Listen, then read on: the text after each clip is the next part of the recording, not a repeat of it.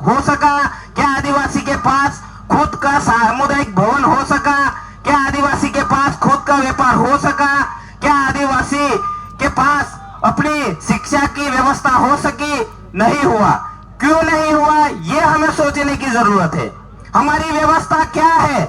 यदि आने वाले समय में भूखमरी आती है, आने वाले समय में मुट्ठी भर अनाज के लिए हमें तड़पना पड़ेगा, तो आप क्या करोगे?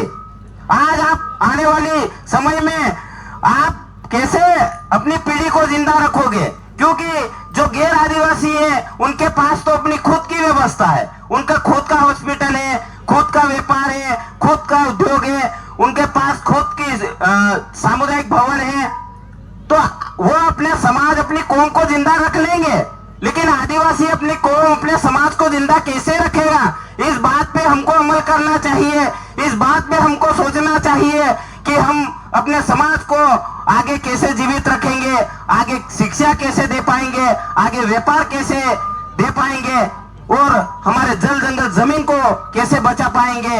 इस और हमें सोचना चाहिए, क्योंकि हमने बहुत धर्म में भटक लिया, कई धर्मों में हमारे टुकड़े कर दिए, हमारे कई राजनीतिक टुकड़े कर दिए, हमको कई प्रकार से लालच लोभ देकर हमारे समाज को टुकड़ों टुकड़ों में बांट दिया, और आज आदिवासी को एक नहीं होने दिया जा रहा है। अब तो आप समझ जाओ, अब तो अपने आप में आदिवासी खुद जाग सकता है, अब तो आदिवासी खुद अपने आप में समझ सकता है, क्योंकि आपके हर घर पे मोबाइल है, आपके हर घर पे टीवी है, आपके हर घर पे न्यूज़पेपर आता है। आदिवासियों पे दिन ब दिन अत्याचार, शोषण और बलात्कार जैसी घटनाएं हो रही है। बड़ा दुख होता है कि मेरा समाज आज भी सोया हुआ है। बड़ी शर्मिंदगी है कि हम आने वाली पीढ़ी को कैसे बचा पाएंगे।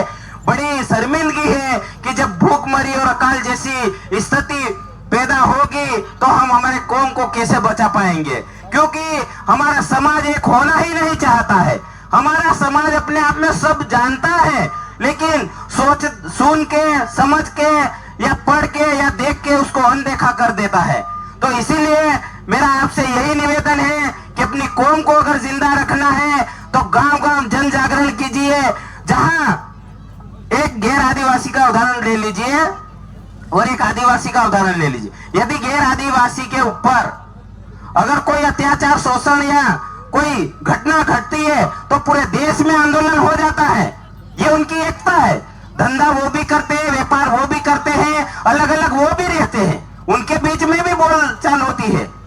लेकिन एक आदिवासी समुदाय ऐसा है कि भले मार्केट में यदि किसी को मारा जा रहा है तो वो समाज देखता है, खेल देखता है, वीडियो बनाता है और हंसता है, करे कौन इसके झंझट में पड़े, अपने ऊपर केस हो जाएगा।